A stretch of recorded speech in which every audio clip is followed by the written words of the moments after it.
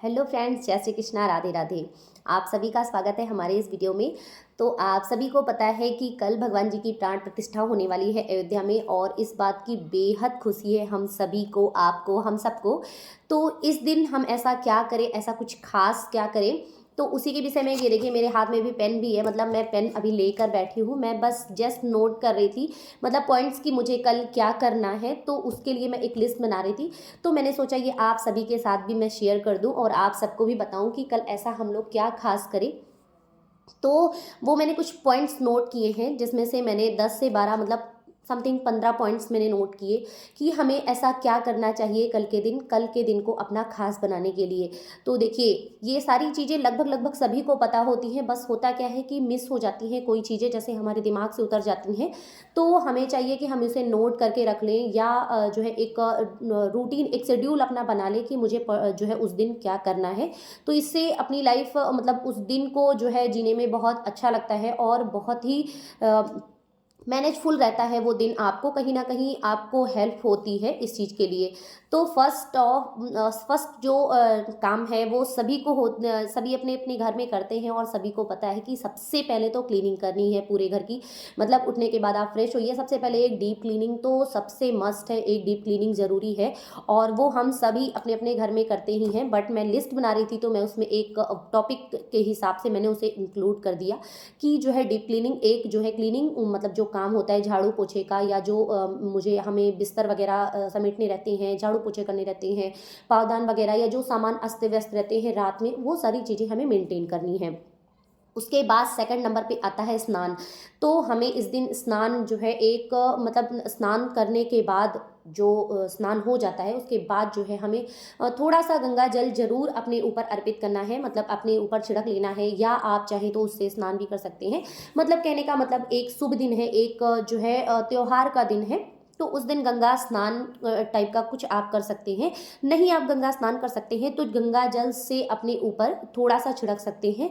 इसके अलावा इसके साथ आप घर पर मतलब अपने घर में भी वो छिड़काव कर दें, ताकि आपकी क्लीनिंग से अगर कोई भी जगह, कोई भी चीज़ें छूट गई हैं, कोई भी जगह छूट गई है आपसे, आप उस जगह को नहीं कर पाए हैं, तो गंगा जल से वो शुद्ध हो जाए। बाथरूम वगैरह को छोड़कर आप पूरे घर में, मतलब इवन किचन में, बाहर, गार्डन में, कमरे में, हर किसी के कमरे में आप जो है गंगा जल से स्नान करा दें। यदि आपके घर में कोई वृद्ध वगैरह है, मतलब जैसे मेरे यहाँ मेरी सासू माँ है, वो बहुत ज़्यादा बुजुर्ग हैं, तो यदि उनको चलने फिरने में या स्नान वगैरह में थोड़ी सी प्रॉब्लम है, जैसे बहुत सारे बूढ़े लोग, वृद्ध लोग होते हैं जो पर डे स्नान नहीं कर पाते हैं, उनकी स्वास्थ्य के हिसाब से ये चीज़ ठीक नहीं है, तो उन पर एटलीस्ट गंगा जल का छिड़काव जरूर कर दें। कहने का मतलब सारी चीज़ें आपको शुद्धिकरण, मतलब सभी का शुद्धिकरण आपको करना जरूरी है।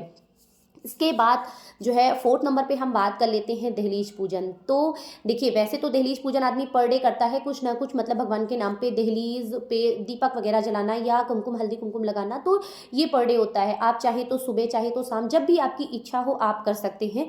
बट इस दिन कोशिश करें कि मॉर्निंग में, मतलब सुबह सुबह ही आप दहलीज पूजन जरूर कर लें, क्योंकि देखिए भगवान जी उसी रास्ते आपके घर के अंदर आएंगे, माता लक्ष्मी आपके घर जो है उसी रास्ते से अंदर आएंगी। तो कहने का मतलब कृपा उसी रास्ते से, जो भी आएगा आपकी कृपा, आपके ऊपर जो भी कृपा होगी वो उसी रास्ते से अंदर आएगा। तो दहलीज पूजन सबसे ज़्यादा जरूरी है।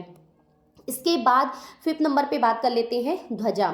कहने का मतलब झंडा, जो यकीन मानिए पूरे मार्केट में, मतलब ऑरेंज ऑरेंज झंडे, भगवान जी के जो ध्वजा होती है ना, पूरे मार्केट में ध्वजा छाई हुई है। एटलीस्ट हम लोगों के यहाँ तो पूरी की पूरी मार्केट ध्वजा से सजी हुई है। तो ध्वजा तो मस्ट है, और ये कहीं ना कहीं आपके घर को, एक हिंदू घर, एक सनातनी घर आपका घर जो है दर्शाता है। तो इसलिए सबसे ज़्यादा जरूरी है ध्वजा लगाना। मतलब आप किसी भी कोई भी ध्वजा ले सकते हैं, आप हनुमान जी की ध्वजा ले लें, राम परिवार की ध्वजा इस समय बहुत ट्रेंड में है, राम जी की तो मतलब सिर्फ राम जी की ध्वजा ट्रेंड में है। मतलब आप जिसकी भी इच्छा हो आप ध्वजा ले लें और अपने घर में जरूर लगाएं। ये कहीं ना कहीं आपको एक सनातनी के रूप में दर्शाता है।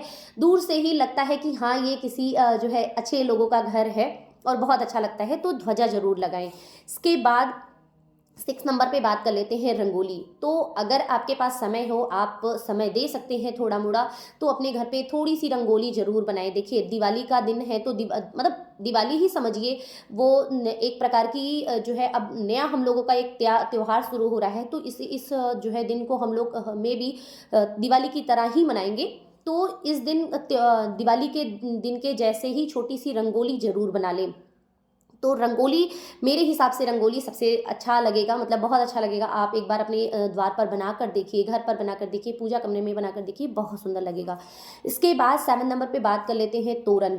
तो तोरण यदि आप जो है मार्केट से ला सकते हैं तो आप वो तोरण, वैसे मार्केट का तोरण तो जो है वो है ही, जो लगाए वो लगाए, ठीक है, कोई बात नहीं है।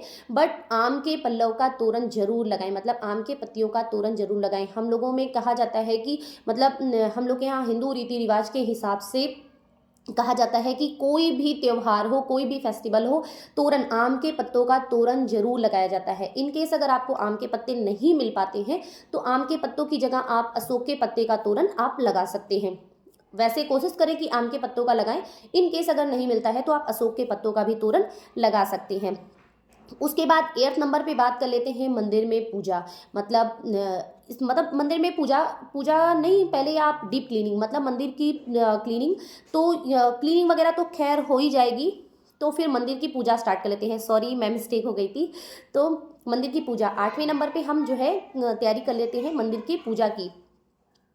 और उसके बाद अब आती है बारी स्थापना की, मतलब हम अपने रामलला की स्थापना कर रहे हैं। अगर आपके पास पहले से उनका विग्रह, उनकी प्रतिमा है तो बहुत अच्छी बात है, आप उन्हीं की पूजा अर्चना करें। यदि आपके पास विग्रह या प्रतिमा नहीं है, आप नई लेकर आ रहे हैं, आप उन्हें अपने घर में इस दिन के लिए, इस दिन से स्थापित कर रहे हैं, तो उनकी स्थापना, मतलब मंदिर में पूजा के बाद दीपक वगैरह, जोत वगैरह जलाने के बाद, जोत प्रज्वलित करने के बाद आप उनकी स्थापना जो है स्टार्ट कर दें।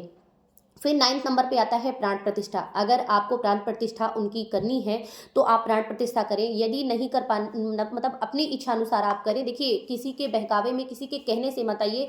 प्राण प्रतिष्ठा का मतलब होता है फिर आप रेगुलर उस चीज़ को फॉलो करें, आप मिस नहीं कर सकते उस पूजा को, इस बात का विशेष ध्यान रखिएगा। तो यदि आप प्राण प्रतिष्ठा करना चाहते हैं तो प्राण प्रतिष्ठा करें, और यदि नहीं करना चाहते हैं, या मतलब जो पहले से प्रतिमा रखी है आप उसी की पूजा करना चाहते हैं, तो कम से कम पंचामृत और गंगाजल अभिषेक जरूर करें। मतलब पंचामृत अभिषेक और गंगाजल अभिषेक अवश्य करें, सबसे ज़्यादा जरूरी होता है। पहले से है तो भी, और अगर बाद में है तो भी। कहने का मतलब प्राण प्रतिष्ठा या पंचामृत अभिषेक, ये दोनों काम में से एक काम आप अवश्य करें। उसके बाद 11 नंबर पे बात कर लेते हैं भोग। तो राम जी का प्रिय भोग खीर, जो कि अवश्य बनाएं। देखिए, किसी भी देवी देवता का जो दिन होता है उस हिसाब से हमें भोग जरूर बनाना चाहिए, और हम बनाते भी हैं। तो राम जी के जो है पसंदीदा भोगों में से एक है खीर, तो खीर का भोग आप अवश्य रखें। इसके अलावा आप पंचामृत का भोग रख सकते हैं, आप लड्डू का भोग रख सकते हैं, या आप कोई भी स्वीट, मतलब कोई भी घर में आप व्यंजन बनाकर जो है उसका भोग रख सकते हैं। इसके बाद 12 नंबर पे बात कर लेते हैं तुलसी पूजन। तो तुलसी पूजन भी बहुत आवश्यक होती है। राम जी की पूजा के साथ साथ तुलसी पूजन अवश्य होती है। देखिए, ये सब भी कहीं ना कहीं श्री हरि विष्णु जी के ही मतलब जो है अवतार है। कहने का मतलब कहीं ना कहीं नहीं, वास्तविकता है कि राम जी विष्णु भगवान जी के ही अवतार हैं। तो विष्णु जी की पूजा में तुलसी जी का प्रयोग अवश्य किया जाता है, तो इसलिए राम जी की पूजा में तुलसी पूजन अवश्य करें। मतलब उस पूजा के बाद आप तुलसी पूजन मतलब तुलसी पूजन अवश्य करें, कहने का मतलब ये है। और यदि आपने तुलसी पूजन का कोई व्रत ले रखा है, जैसे सिंदूर जो है अर्पित करने का व्रत, या रोली अर्पित करने का व्रत, या बिंदी लगाने का व्रत, मेहंदी लगाने का व्रत, कहने का मतलब संक्रांति से जो व्रत लिया जाता है, उस तरह के कोई भी आपने व्रत यदि लिए हैं तो वो तो आप करिए ही करिए। साथ के साथ आप जो है तुलसी का पूजन एक विशेष मतलब त्योहार के हिसाब से आप इस चीज़ को जरूर करिए। इसके बाद हम बात कर लेते हैं शाम की। देखिए, ये तो मॉर्निंग की पूजा आपकी हो गई, भोग वगैरह आपने लगा लिया, आपने तुलसी पूजन आदि कर लिया। इसके बाद आपको शाम को क्या करना है? दिन में तो आप अपना जो है दिन के हिसाब से अपना काम करेंगे। फिर शाम को राम दिवाली, राम जी की नाम पे दिवाली जो पड़ रही है, मतलब जो चल रही है अब, वो राम दिवाली आप अवश्य करें। तो राम दिवाली आपको किस प्रकार से करनी है? आप एक अखंड जोत, चाहे तो आप मॉर्निंग से जला सकते हैं, बहुत ही अच्छा होगा कि आप मॉर्निंग से ही जला दें। जब आप भगवान जी का अभिषेक करें तब से ही एक अखंड जोत तो एटलीस्ट जला ही दें। और यदि आप ऑफिस वगैरह जाते हैं, जैसे आप दिन में घर पे नहीं रहते हैं, या आप दिन में उस चीज़ की देखरेख नहीं कर सकते हैं, तो शाम को कम से कम एक अखंड जोत जलाएं। और कम से कम 5 दीपक अवश्य जलाएं। मतलब आप कुछ ना कर सके तो कम से कम 5 दीपक अवश्य जलाएं। इसके अलावा दीपक की कोई गिनती नहीं होती है, मतलब दीपदान की कोई गिनती नहीं होती। आप जितनी इच्छा हो आप उतने दीपदान कर सकते हैं। मतलब आपकी इच्छा हो तो आप 50 करिए, 100 करिए, 150 करिए, 1500 करिए, कोई काउंटिंग नहीं होती है दीपदान की। तो एटलीस्ट कम से कम 5 दीपदान तो आप अवश्य करें और एक अखंड ज्योत आप अपने मंदिर में जरूर जलाएं, जो आपके घर 24 घंटे कम से कम जले और भगवान जी के नाम पर 24 घंटे जले और वो राम दिवाली के नाम से कहीं ना कहीं वो आपके घर में प्रज्वलित रहे। इसके बाद आपको करना क्या है कि आप इस दिन सात्विक भोजन करें। मतलब कोशिश करें कि आप बिना लहसुन प्याज का खाना जो है इस दिन बनाएं। और इसके पहले एक दिन पहले एकादशी है तो वैसे भी घर में सात्विकता बनी रहेगी और मतलब थोड़ा सा माहौल सात्विकता का रहेगा। और जिस दिन राम दिवाली है उस दिन, मतलब जिस दिन राम जी की प्राण प्रतिष्ठा हो रही है, राम जी को स्थापित किया जा रहा है, उस दिन भी आप कोशिश करें कि सात्विक भोजन रहे और अपने घर को सात्विक ही, मतलब माहौल आप अपने घर का सात्विक रखें। इसके बाद आप कर सकते हैं दान, जो कि सबसे ज़्यादा जरूरी है। आज के दिन आप कुछ ना कुछ अपने घर से दान जरूर करें। कोई भी ब्राह्मण या कोई भी ज़रूरतमंद हो उसकी जैसे ज़रूरत के हिसाब से आप पैसा, रुपया, धन या जो है अनाज या खाना, मतलब जो भी आप कर सकें। नहीं कुछ कर सकते तो आप कम से कम खाना ही दान कर दें। मतलब उसे कुछ थोड़ा बहुत खाना पीना खिलाएं, या जो है आप अनाज वगैरह दान कर दें, या आप नहीं कुछ कर सकते हैं तो आप पैसे वगैरह दान कर दें, वो स्वयं से लेकर कर ले। मतलब ज़रूरत के हिसाब से। अगर ये भी आप नहीं कर सकते हैं तो आप चाहें तो ठंडक चल रही है, उलन वगैरह कुछ भी आप दान कर दें, या किसी बच्चे को आप पढ़ाई से रिलेटेड कोई सामान दान कर दें। मतलब कहने का मतलब कुछ भी आप दान करें जो आपके हिसाब से उस व्यक्ति को ज़रूरी हो, तो इस प्रकार का दान जरूर करें। सो फ्रेंड्स, ये छोटा सा वीडियो आप सभी को I think may be useful लगा होगा। और अगर यूज़फुल लगा हो तो प्लीज़ लाइक कमेंट शेयर जरूर करिएगा। और अगर मेरे चैनल को आपने सब्सक्राइब नहीं किया है तो प्लीज़ सब्सक्राइब कर लीजिए और बेल आइकन भी दबा दीजिएगा ताकि वीडियोस की नोटिफिकेशन आप सभी को मिलती रहे। और रामलला की स्थापना के इस दिन के लिए आप सभी को बहुत सारी शुभकामनाएं। और यकीन मानिए सबको बहुत ज़्यादा खुशी है और मैं भी चाहती हूँ कि आप सब अपने घर में बहुत ही अच्छे से राम दिवाली, मतलब राम जी की दीपावली आप अपने घर में सेलिब्रेट करें और खूब सारे दीपक और मिठाइयाँ खाएं और पटाखे फोड़ें। सो जय श्री कृष्णा, राधे राधे।